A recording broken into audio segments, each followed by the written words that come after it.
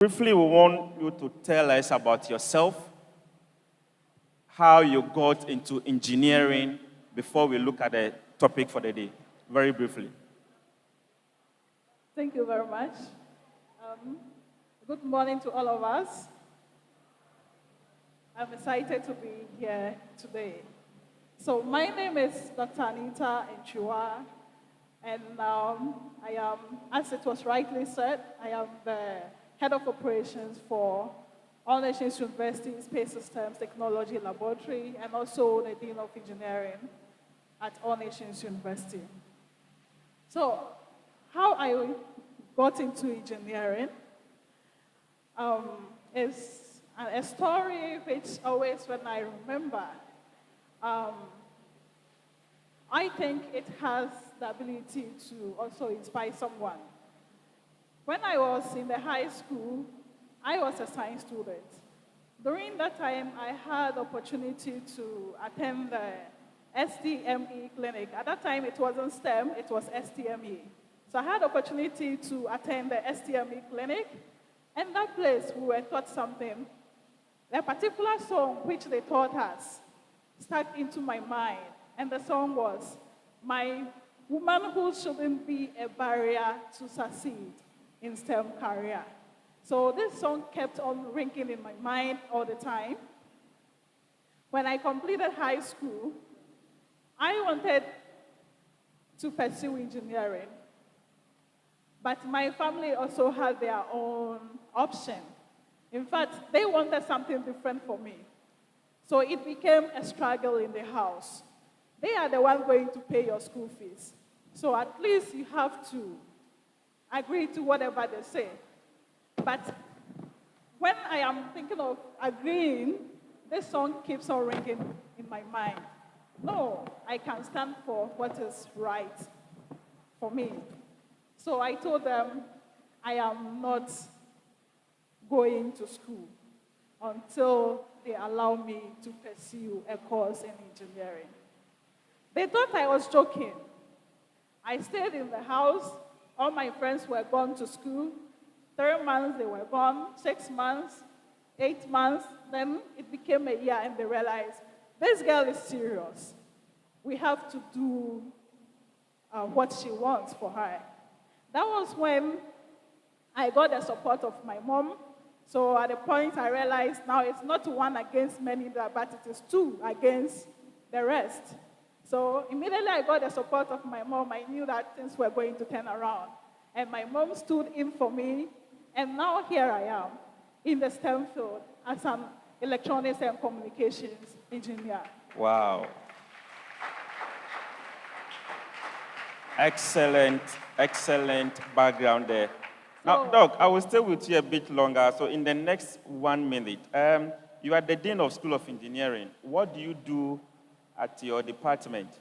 And you're also the Head of Operations for the All Nations University Space Systems Technology. In 1 minute, tie the two. What do you do? What goes into all of that? Okay, thank you very much. So in 1 minute, we do all about engineering. We have courses in oil and gas engineering, computer science, computer engineering, electronics and communications engineering. Those are some of the engineering courses we have available. Also, at Space Systems Technology Laboratory, you realize that all nations went to space some years back. How many of you heard it? Okay, good. So that was the work of the Space Systems Technology Laboratory. So we were the first laboratory in Ghana to take Ghana to space. Wow. Let's put our hands together for All Nations University Space Systems Technology. Now, I'll come to David. System Robotics Academy.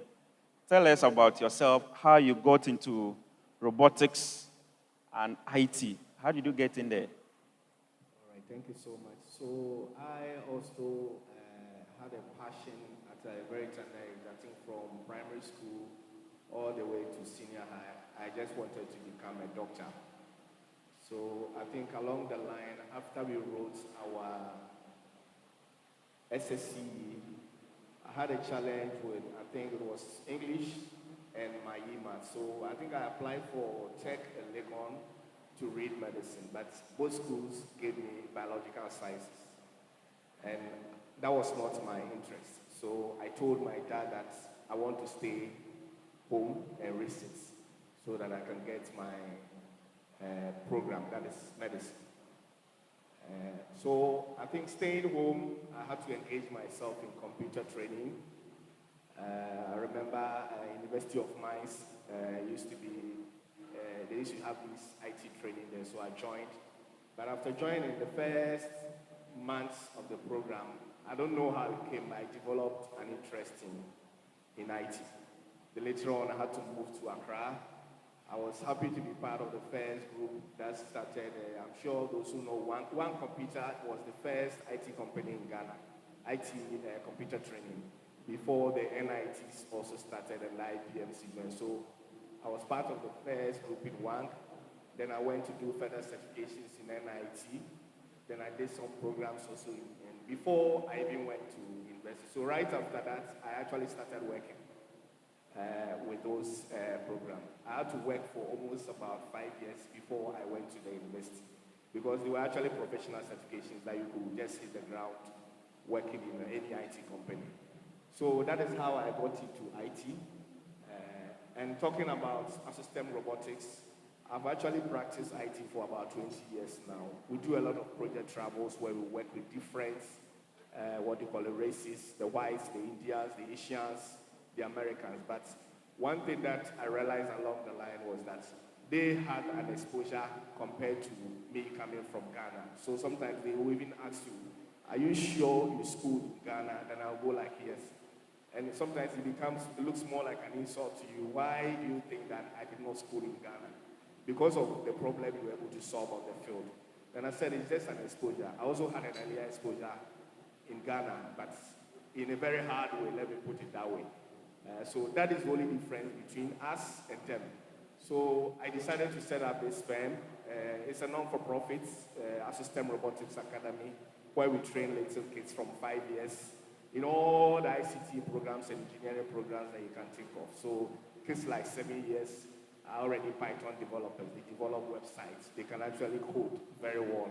And that is the future of our continent. So that's how I also set up the STEAM Robotics. Thank you. Beautiful. Let's appreciate him also.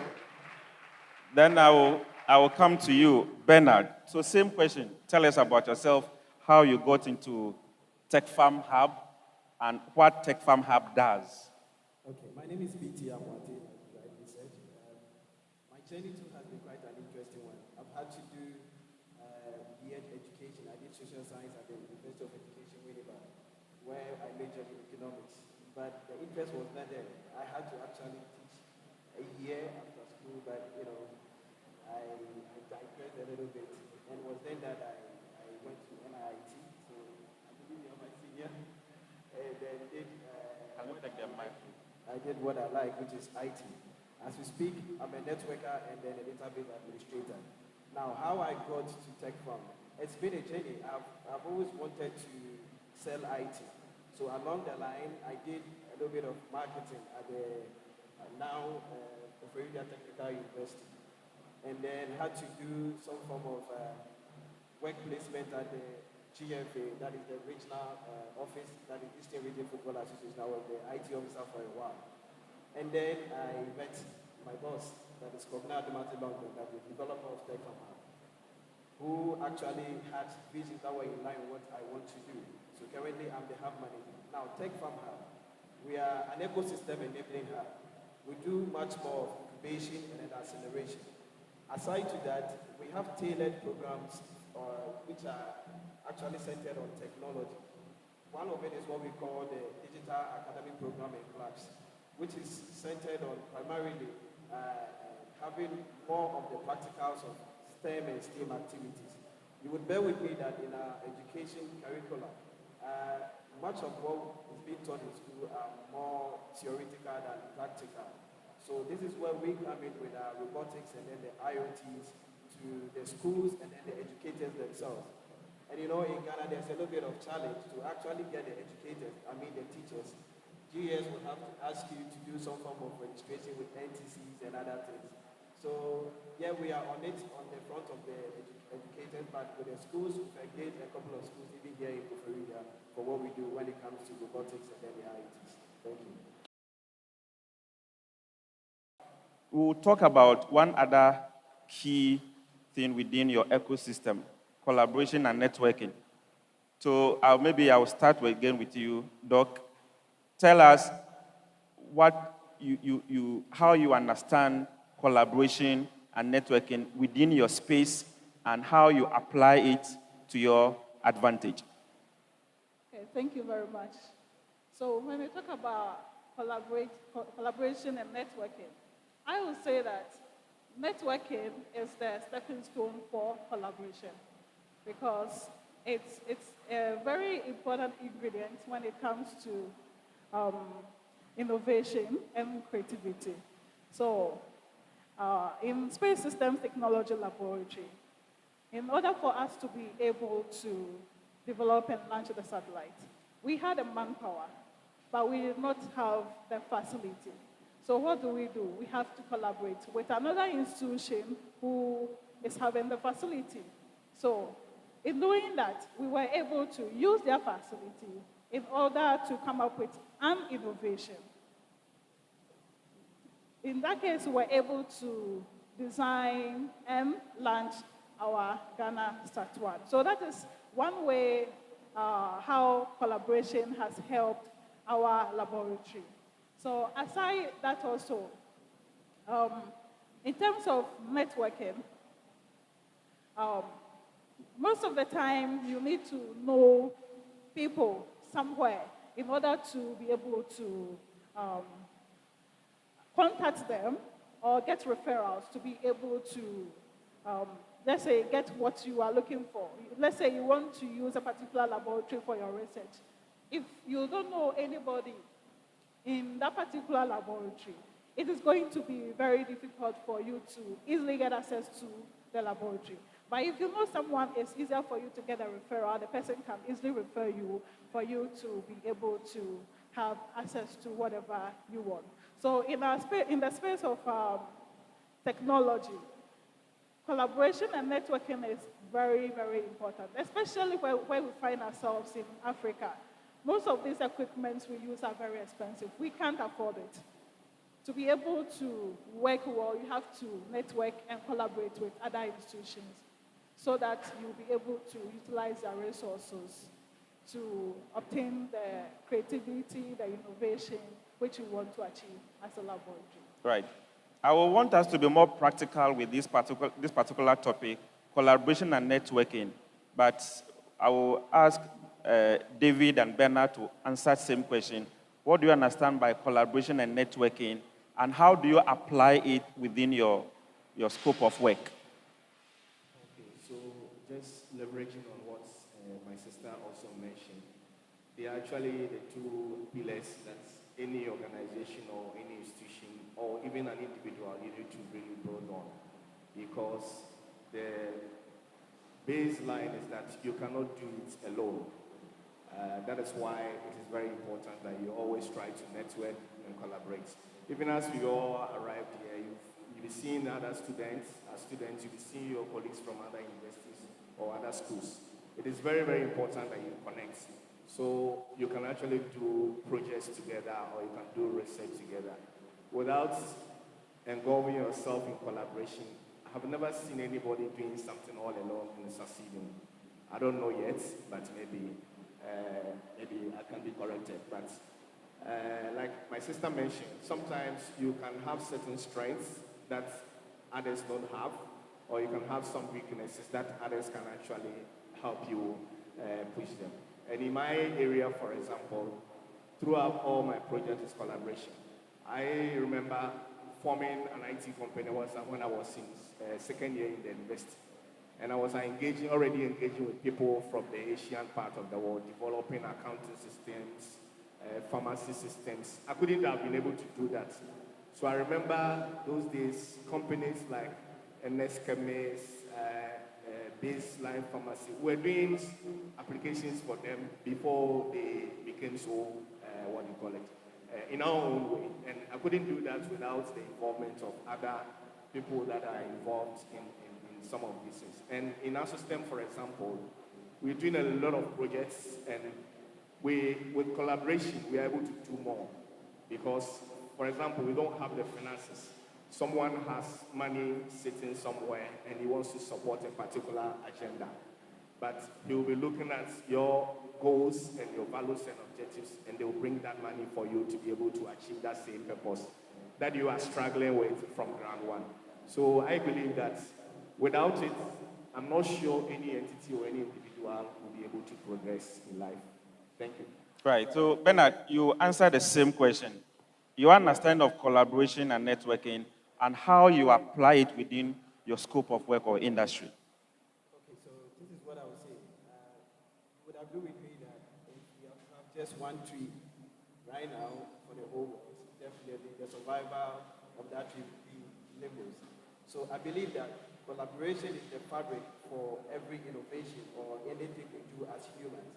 So with TechFund, for instance, collaboration to us is the embodiment of the synergies of talent that comes together to forge things that meet, or solutions that meet the needs of humankind, without which we cannot do anything. Now, quite recently, in our program, what we call DAP+C, we had to enter into partnership with IoT Networks in Accra. Here, a hub that is basically developing toolkits and other things in line with robotics. And you see, they are far advanced. They know what they are doing. And we also intend to do things. So what can we do? Rather than building bridges and stuff like that, we have to collaborate and therefore leverage on their toolkits to also do what we do in the Eastern region. So I believe it is the fabric for anything we want to do for a collective good. Thank you. Right. So talking about collaboration and networking, I want to believe that one question on the minds of our young people listening will be, how do I identify others to collaborate with? How do I identify, or where do I identify like-minded people to collaborate with them in working on a project of similar interest? This one, I will throw it to the three of you. Anybody willing to make an attempt, please do so. How, the question on a young person's mind is, you are talking about collaboration and networking. Where do I identify these collaborators? How do I identify them? How do I locate them so we can work on projects of shared interest? Any of you? Yeah, I would like to. Right. So the question is how Yes. do I identify collaborators? So first of all, I would think that you need to have a need. You need to have something that you are working on. And then know your expertise, know the level to which you can go. And therefore, by doing that, you identify what other facets of what you need to achieve will come to play. That is the only way you can identify your strength and then the strength of others to collaborate effectively for what you need to do. So without identifying your need and then your strength, there's no way you can see that of what you will have to come on board to do what you need to do. That's what I would say for a start. Yes. Okay, so what I will also add to it is, before you can even think about collaboration, as he said, you should have a focus. What are you focusing on? So if you have a focus, which, let's say you have planned something ahead of you for the next 5 years, then you know that, okay, I need this kind of people to work with. Now, after you knowing that, if you go for programs, example is conference you are in with now, you see that you go over here. You talk, know the interests of those people and know whether their interests align with yours. Then you can contact them, network with them. Another way to also network is, most of the time, we all go to church, right? If you go to church, we bring resource people to our churches. I don't know whether most of the churches do it. If there is a resource person who comes to your church and you realize that you might need something from this person in the next 5 years, it is an opportunity for you to network with the person, communicate with the person, take the person's contact. Another place to also network is on our social media platforms. Most of us are on various social media platforms. Some of us, we are just there, we don't talk.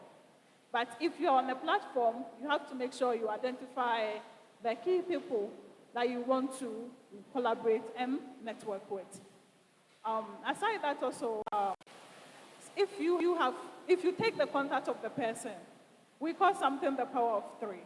Don't just take the person's contact and keep the person's contact in your pocket and wait till the day you need the person before you contact the person. The person might not even remember you. So immediately you take the person's contact. Make sure that you either send an email or communicate with the person. The person responds to your message and you respond back with a thank you. Then doing that, anytime you communicate with the person will remember you because there has been what? A reference. But if we just go to the social gatherings, you take contact and you just keep the contact, the time you need those people, they might not even remember who you are. That's the little I can add to it. Right.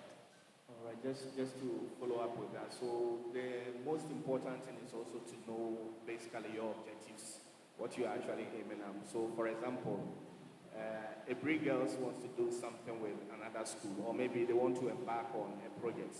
They realize that a particular school is doing almost the same thing, but they would like to join forces and do it. That is what we call the collaboration.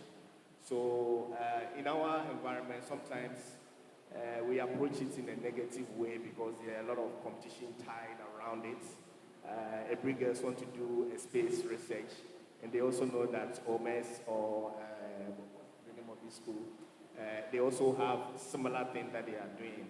But because they realize that if we're able to do it out there, only our name will be mentioned, that this particular school was able to achieve it. But I believe that in collaborating, it makes you do more and do better.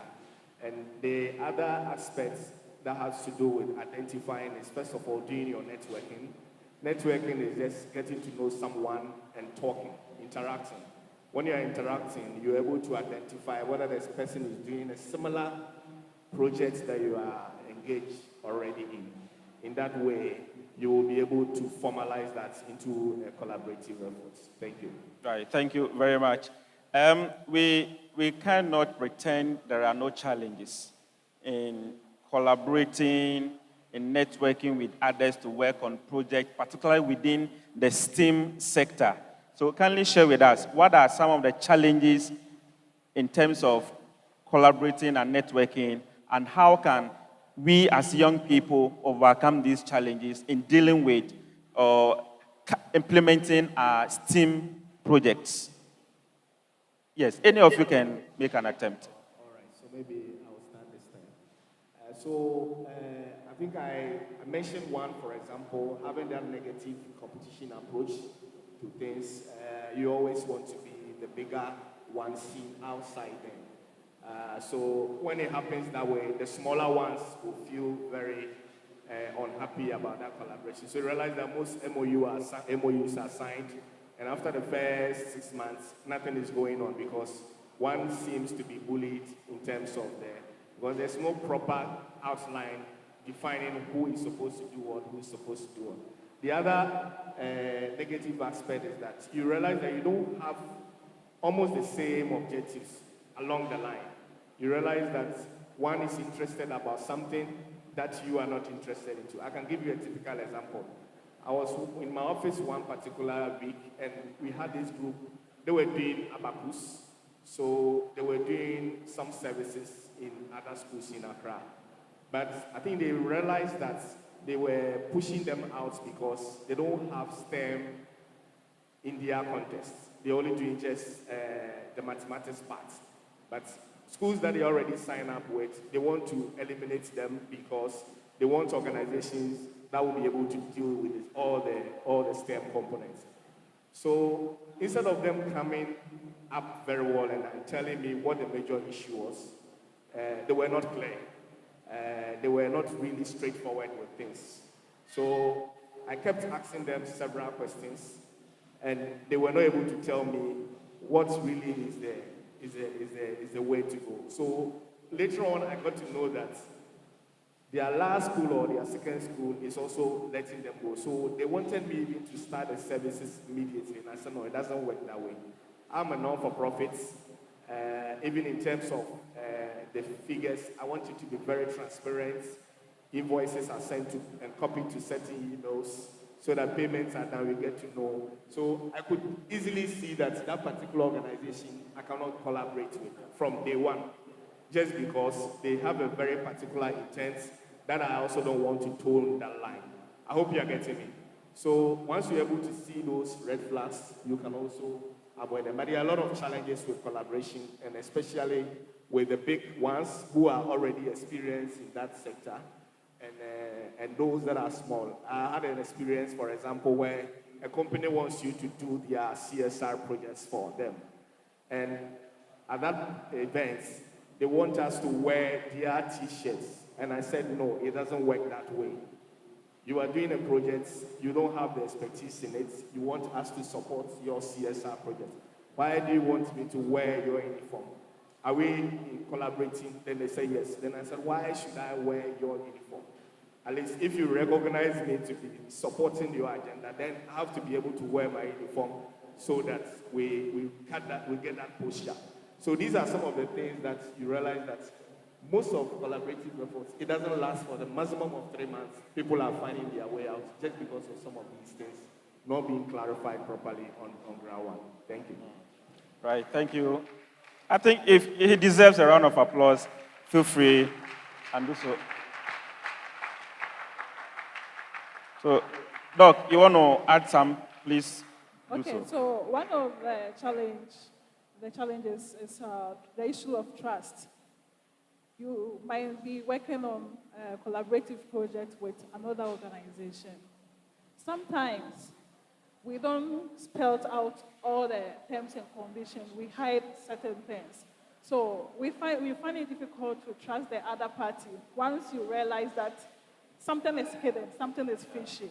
If that happens, I don't think that collaboration is going to see the light of day. It won't last because I am scared. I am withdrawing because I don't trust you, right? So if you are able to do away with the issue of trust by letting the other partner knows all the hidden factors, then we will be able to work together. Another issue is, it's two organizations coming together to work. You have your values, you have your policies you work with. I also have mine. Now the issue is we able to balance our core values and policies to be able to work together.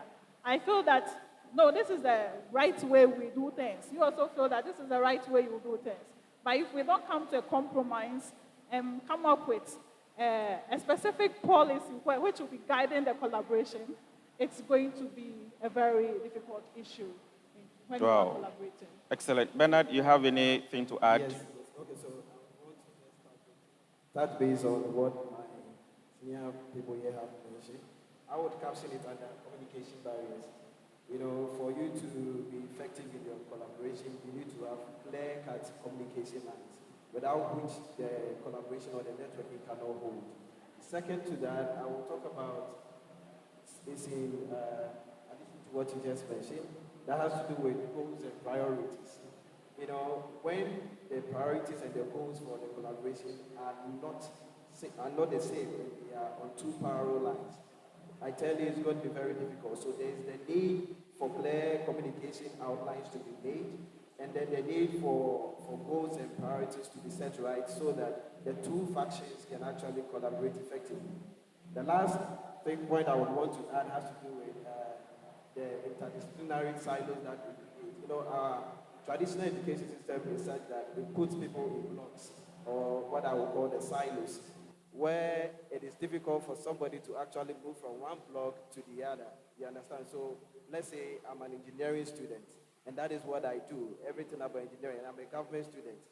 That is what I do. So having that transfer or that cross-referencing to collaborate on so many fronts, to use technology to solve pertinent needs of mankind is an issue that needs to be addressed. This is what I would say.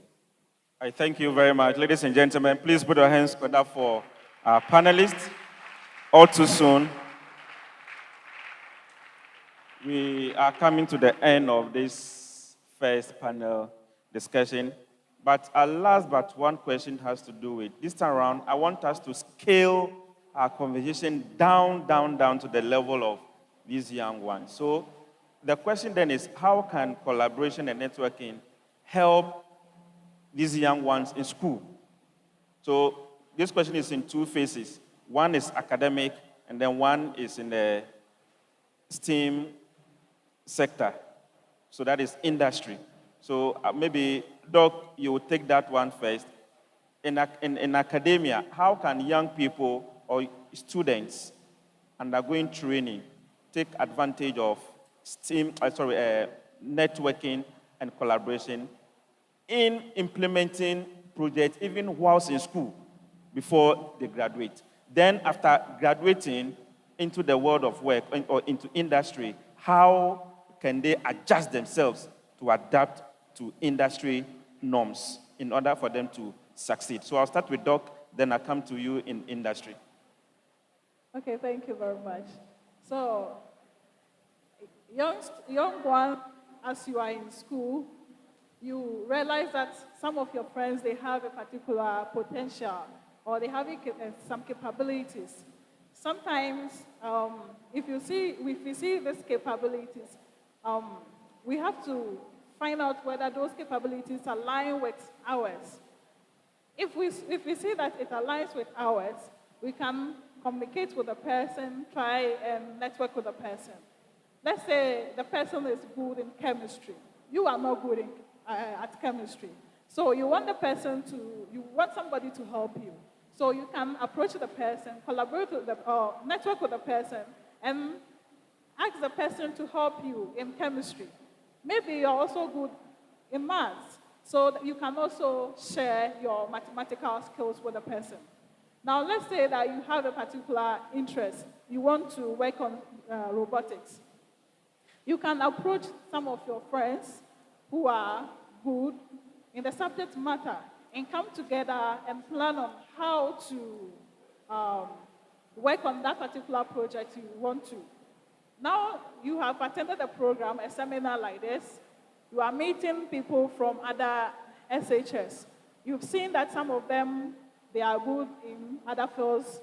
You can also take the opportunity to network with your friends and work together with them. Now, this networking can go a lifelong because you might not know when or where this person will get to in life. So in the future, that same person you are networking with over here will be of help to you.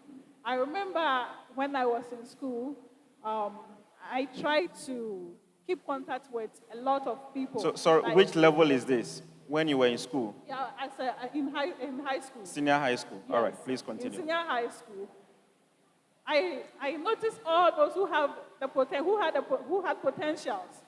I was good at scouting for potentials, right? So I noticed all of them who had potentials in my class, and all of them were my friends. Not as friends as going to chat with them, but if I have issue, I know who to go to. After school, I try to keep that relationship. Up till now, when I need something, I know who to call. If I need advice from the medical field, I know which of my classmates I can call to help me. If I need an advice in computer engineering field, I know whom to call to give me assistance. So this networking you will be having at this level is something you should take it a lifelong, and it will help you in your future career as well. Right, thank you very much. So, David, I will come to you. The same question, but this time around in industry. How can a young person sitting here listening to you leverage on networking and collaboration to make impact in the world of work upon completing senior high school or, say, uni? So thank you. So just to talk around STEM or maybe STEAM, I know in your schools you do a lot of projects and research work. Even at that tender age, there are a lot of projects that you've done that elsewhere it is seen as a very big project and you get the funding for. So maybe what I will actually encourage you to do is that there is nothing like a simple project.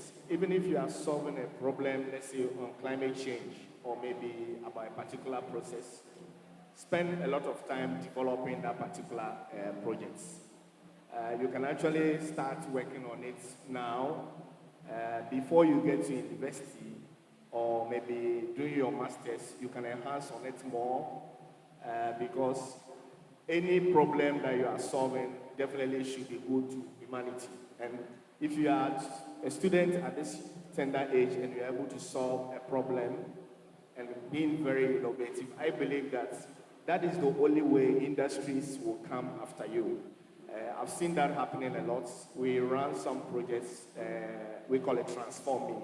So we're moving region to region, training senior high students, university students who have graduated and they can't work now because practically they are not good.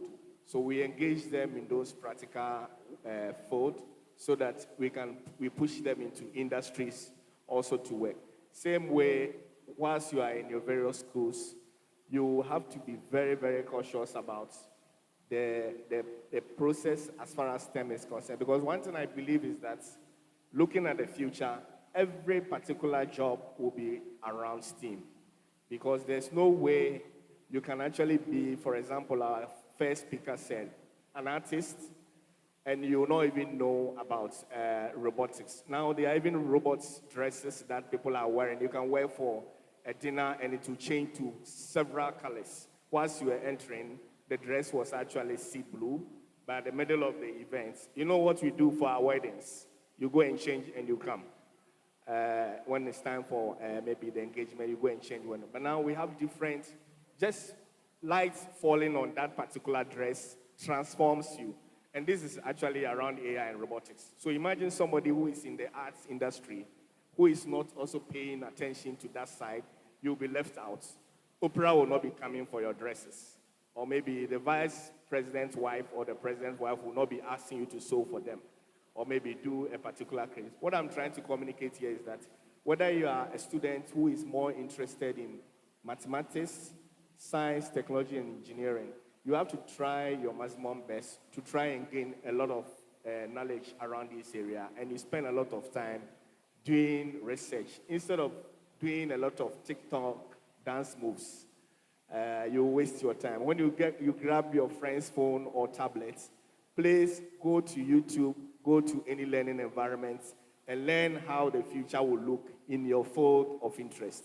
And that will be very good in your career development. Thank you. Right, thank you. Bernard, let's hear you. Okay, so mine will be with the collaboration that has to do with the students and then the already established businesses that are into it. I believe that opportunities for collaboration and networking will help the students be able to develop their skills. Let's say I'm into coding. You see, firms should be able to collaborate with schools and others to give these kids opportunities to have industry-based experiences by way of shaping their skills so that by the time they are out of school, they would have more experience on what they intend to do. Also, I think there will be the free acceleration of mentorship, where students and other things will be guided and mentored very well on what they intend to do in the future. So I believe that this kind of collaboration between the academia and then the industry is very necessary to shape the careers of students. So what I would advise students here to do is to actually take the opportunity to actually visit industries, write letters to them during vacations and all that. Go for internships and other things to shape your dreams, to shape your skills. That is what I would say. Right, thank you so much, ladies and gentlemen. It's been a great conversation with you on collaboration and networking in the STEAM industry. Well, ladies and gentlemen, that will be all for now. We are running behind time, and so we'll end it here. But I will take your final words to our younger brothers and sisters here, in no particular order, your final words of advice to them, then we end it here. In no particular order. Or maybe ladies first. Okay, so my final words to my brothers and sisters over here is that STEAM is the future. And if it is the future, and we are the future generation, it means we have a lot of work to do. We have to get ourselves abreast with what technology holds for us. We have mobile phones in our hands, and what do we use them for? All the things we need to learn, they are online. But we go online and we use it to watch things we are not supposed to do, things which will not help us. Let's spend time online to learn new skills in STEAM, which will add up to our skills which we have already acquired in the classroom.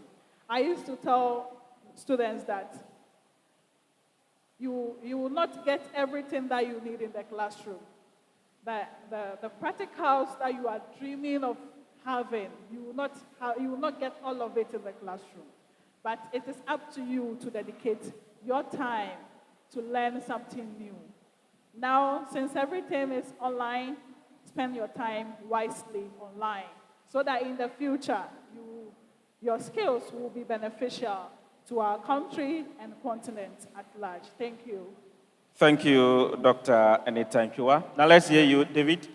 So I will also say that in your various schools, you realize that you have several subjects that you've signed on for. Take every single subject seriously. I know as a student, so me, I don't like maths. Me, I don't like science. Me, I don't like this. I don't like this. Because of that, you end up also failing. Take each of them very, very serious, because at the end of the day, in industry, they will connect like this, and you use them along your profession.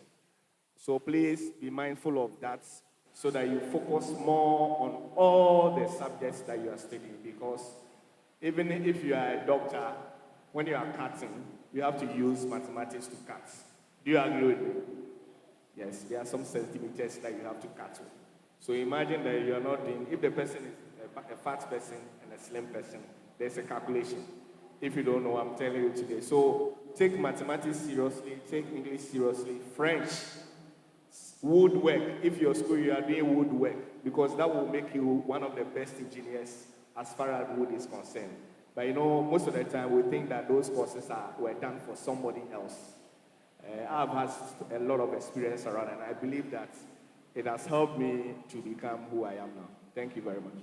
Thank you to David. Bernard, let's hear your final words. So what I would tell my brothers and my sisters here is that take opportunity of the social clubs you have that are in line with your courses of studies. I believe in most of our campuses we have clubs for mathematics, science, and other stuff like that. You will need to take these things serious because, you see, collaboration and networking is the nexus of innovation. So if you want to actually thrive in the field of studies, please don't downplay some of these things. To some of us, we didn't get to understand them early, so we had to struggle our way through to make it. But for you, you are still young and you have the opportunity to make it right. So I advise you to join not just the entertainment clubs and all that, but then the science clubs, the tech clubs, and other stuff. Take them seriously. Thank you. Thank you very much, ladies and gentlemen. Well, ladies and gentlemen,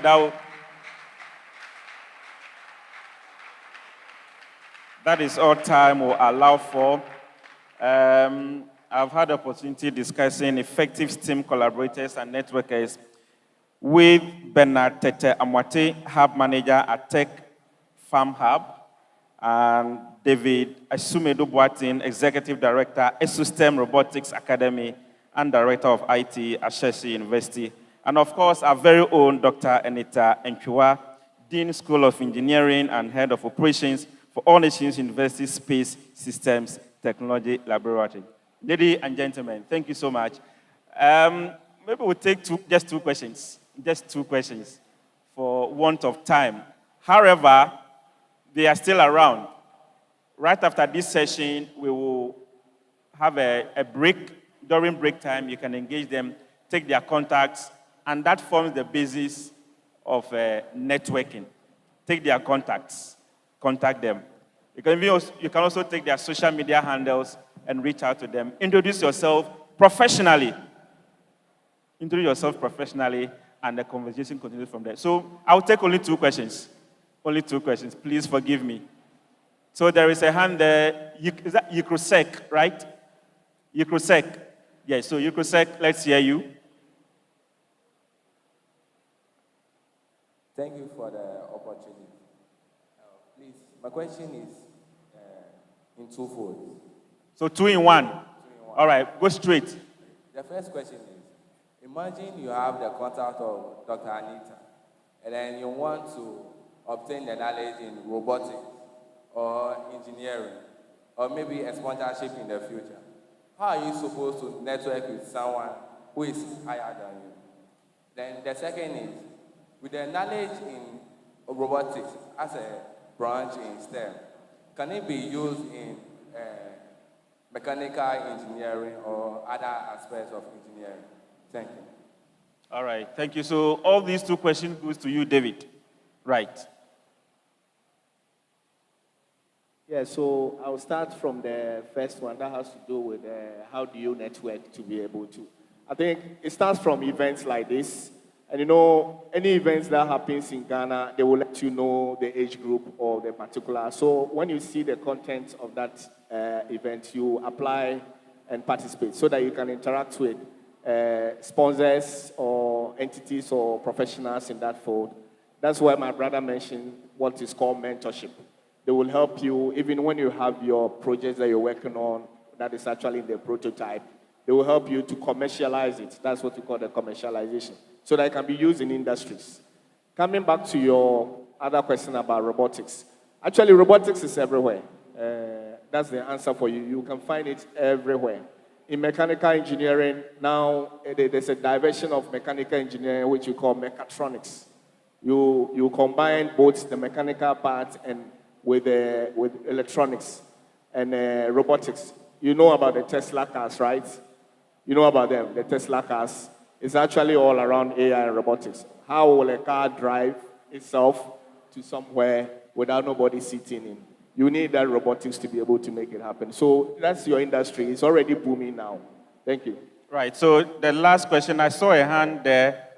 Is that Abri Girls? Is that Abri Girls? Right, so let's hear you, Abri Girls.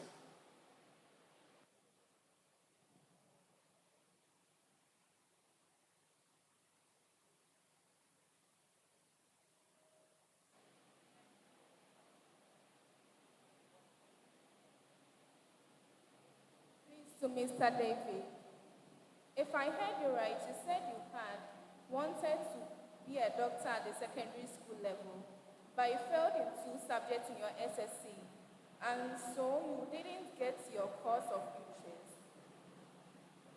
Why did you choose to stay home? Yes, I understand that that was what you had passion for, but was that not a limitation?